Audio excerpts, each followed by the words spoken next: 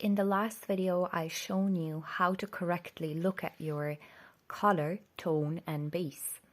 Now in this video, we're going to take a chart example and do a kind of really short analysis of them. One thing that is very important to understand for those who might still be confused about it is the difference between the cross of life and the incarnation cross. Incarnation cross is basically just your suns and earths. And I see a lot of generic cross descriptions online, but what is going to be very important here is your profile, that is the lines of those gates.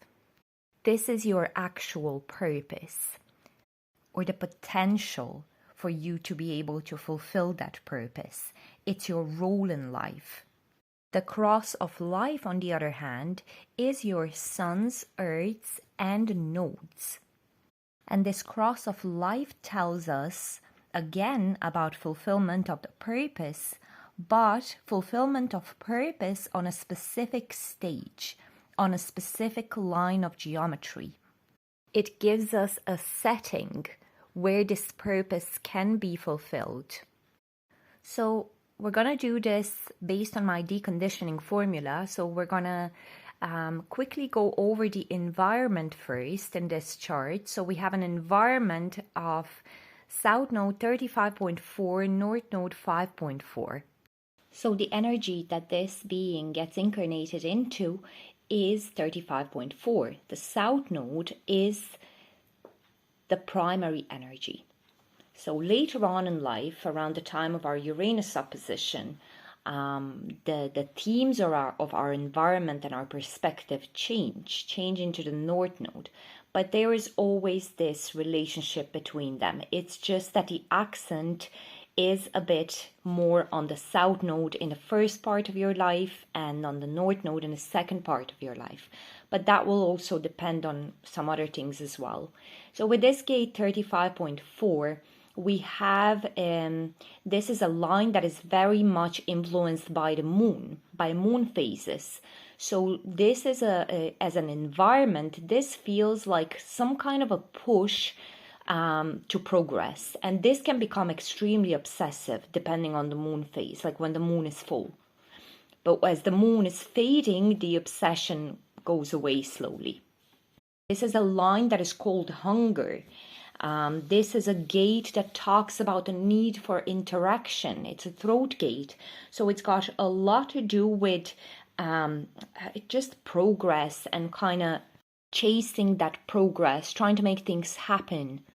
And when you're not self and when you're identifying with this environment, when you don't see it as a kind of external push, but you identify it and perceive it as an internal push, what happens then is you put yourself under a huge amount of stress.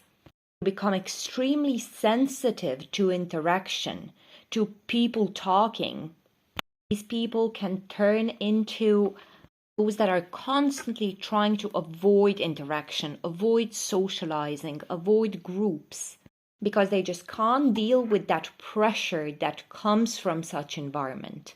This is somebody who has an undefined emotional center, and this is exactly where that can play out.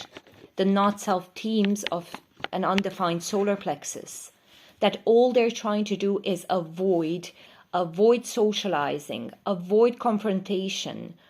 This is also somebody who has a right mind and a right brain, and they will constantly be asked to know about their own future. They will be asked about what they plan on doing, where do they see themselves, and this is creating enormous pressures for them. And in the extreme, not accepting this environment for what it is, but trying to avoid it, can literally have an effect on this person's voice, on their speech. Now, Ra's Rei Ching was written for the not-self, as he says. So I always like to look at the original I Ching. And this particular gate, this particular hexagram is called enlightenment. And if you're somebody who's carrying this environment, this is extremely difficult for you. But for the outsider, it seems so simple. And it's always like that with everybody's environment. This person really needs to understand the idea of acceptance. This entire hexagram, and specifically this line, this fixed line, talks about acceptance. It talks about relaxing into life. This is a throat gate. It's about manifestation. And so there can be a huge pressure here about manifesting something for yourself, creating something for yourself, needing to know what you're going to do, needing to know where you're going to be in future, needing to have it all organized and in order. And this is not a strategic being at all. So all they need to do in the first part of their life is relax into it. This is an energy that, as I said, is dependent on the moon, so it fades over time. It also lessens with age, because by the time they go through their Uranus opposition, their environmental themes change. And now we're talking about a 5.4, the hexagram of patience. And as a not self, this person identifies with the waiting. They identify with this fixed rhythm, with this one-tracked path of waiting. They see waiting as a very passive process, where in fact it's not. There is so much growth and so much learning that can come out of waiting, that can come out of stillness. And even though this is somebody who has a defined spleen as something that we would judge on a surface, when we look at this environment and this particular hexagram and line, we see that they may have a tendency to live with what is not good for them, to stay with what is not good for them, because they are just identified with the waiting process. And this is something that they need to learn. They need to learn to separate themselves from the waiting. It's their body that needs to be waiting. It's their body that should not feel pushed. Learning some relaxation techniques, meditation, could do wonders for this being. And as a quantum, this energy can feel very hectic.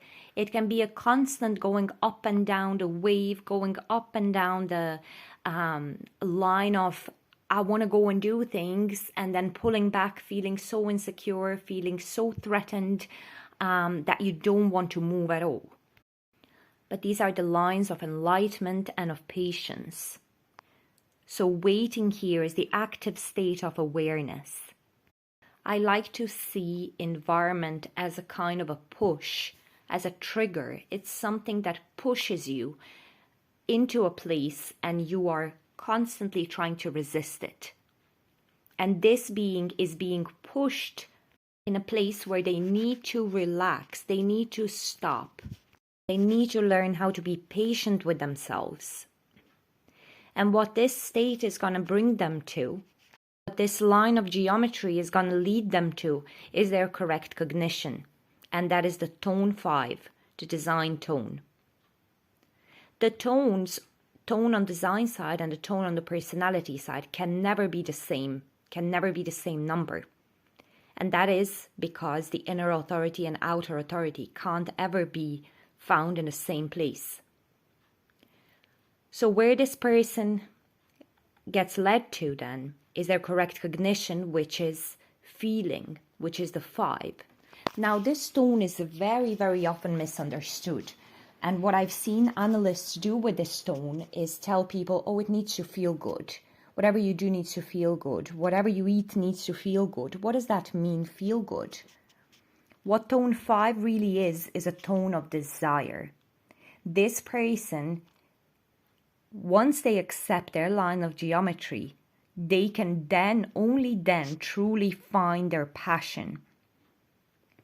Tone 5, when we talk about the feeling, is not the lovely, soft, lovely feeling like what we can have in a tone 6. This is a feeling of desire. This is also where we find sex. This is the search for pleasure. But it's a part of a solar plexus binary. And that makes it tricky, because you really have to be aware in order to recognize which desires are valuable, which desires are temporary and which are permanent. Tone 5 goes hand in hand with a gate 30 that this person again has in their body, in their Neptune, a place which they cannot see. And again in the line 4, in a line of burnout. So this is what happens to them when they're incorrect. They can literally burn out. The life can burn out. The life can turn out to be this quick flame that just goes out. When this person is not able to distinguish between what is a desire that is temporary and what is a desire that is permanent. If they're just going around acting out on every one of the desires that they're carrying, they will burn out. They become obsessed with a feeling, and that obsession with a feeling leads them to never ever feeling satisfied. And as a generator, that's what they would want the most, right? So as a part of a solar plexus binary, the stone operates in a wave. The timing is determined in a wave. So they need to take time. Whenever they're making a decision, they need to take time. Their inner authority will always work in a way of being extremely excited to begin with something. Extremely excited. The wave for these beings can be extremely obvious, very, very obvious. And this is somebody that you would look at the surface on their body graph and say, you're not emotional.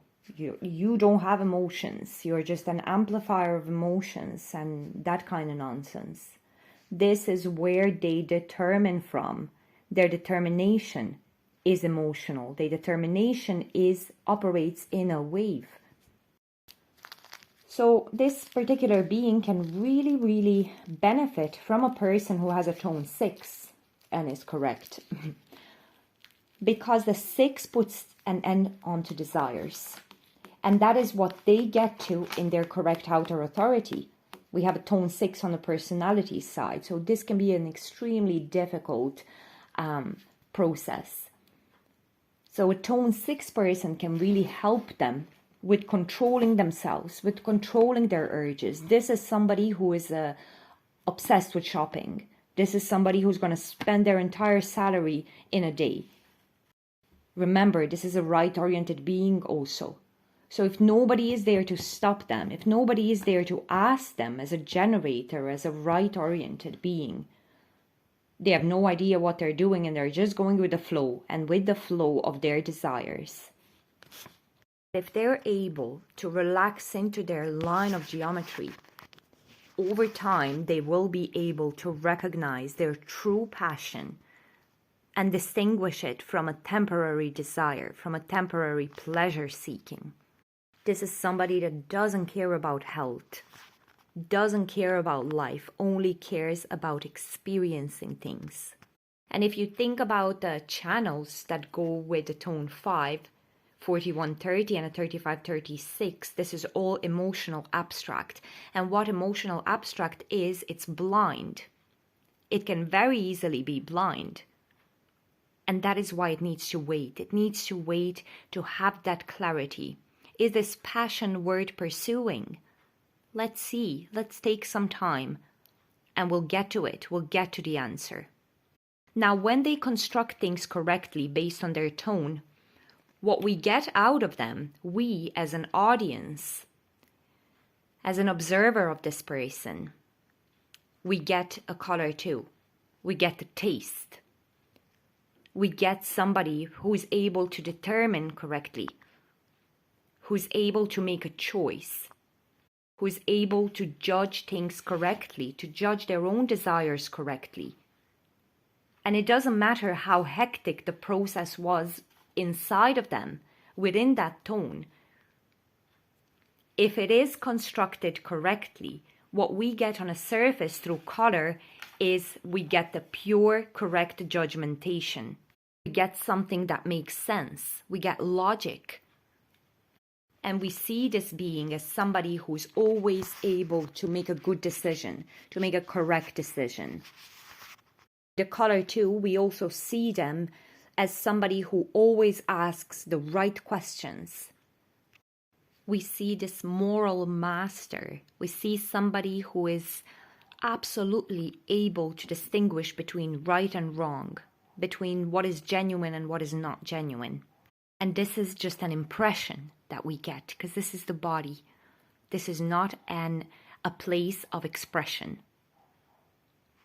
So this correct impression that the world gets out of your color is going to be very, very important, and it's going to show you your correctness or your incorrectness. And what that correctness brings you to, it brings you to the correct expression, outer authority. So we get to the tone 6 personality side. The way this person expresses what they have conceptualized is through a tone 6 now, which is really interesting because even though 5 and 6 are both a part of a solar plexus binary, they're so different from each other. 5 is collective, where 6 is tribal. As I said, 6 controls desire, it stops desire, it demands conformity, it has rules. So even though their inner process of decision making, of moving their body, was very hectic, was very up and down the wave, was very much extreme feeling of excitement leading to extreme feeling of doubt and skepticism.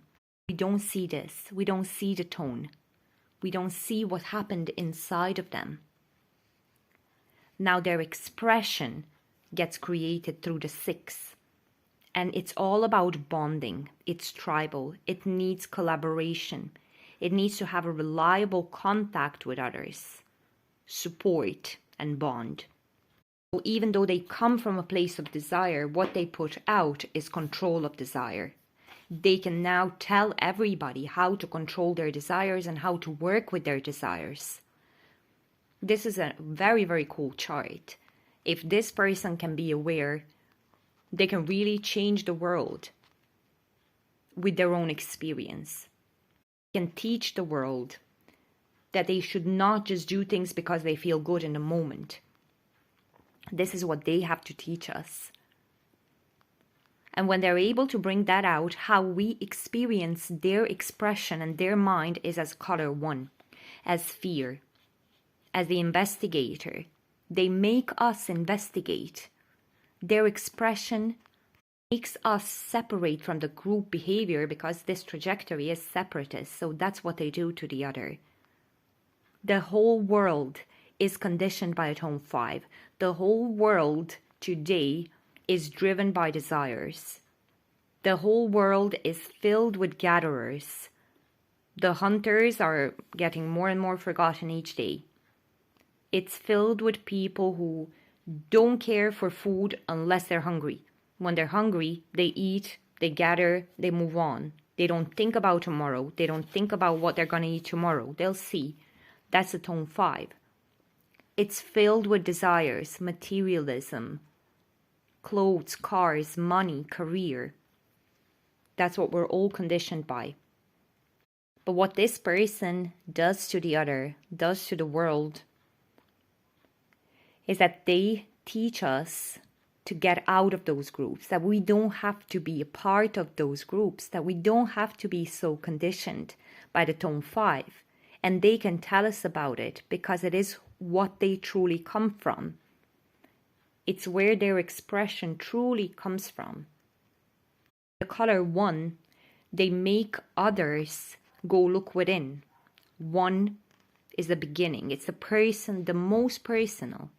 So we can talk about personal improvement. We can all start working on ourselves. We can all feel the urge to start digging in, looking deeper, finding what is there more to life than the surface desire. And when that all gets expressed correctly, this person can then only then be their line 6, which is the end of this process. It's the most surface, even though in human design, most people will begin from the profile. This is the end, the ending point, the 6. They become the role model. And why? You can see the transition very logically. because based on their experience, they share. They stop desire, they share, they express how to control desire because they are the desire being themselves and they know. And that is what makes one a role model to begin with. It's preach what you are. Don't just say to people what to do, show them how it's done, show them what to do. Role model is leading by example. It's not just leading, it's not the boss, it's not the manager, it's the actual leader. It's the one that shows how things get done. Of course, we skip the perspective, but I'm not going to go into that now. That's it for this video. Hope you enjoyed.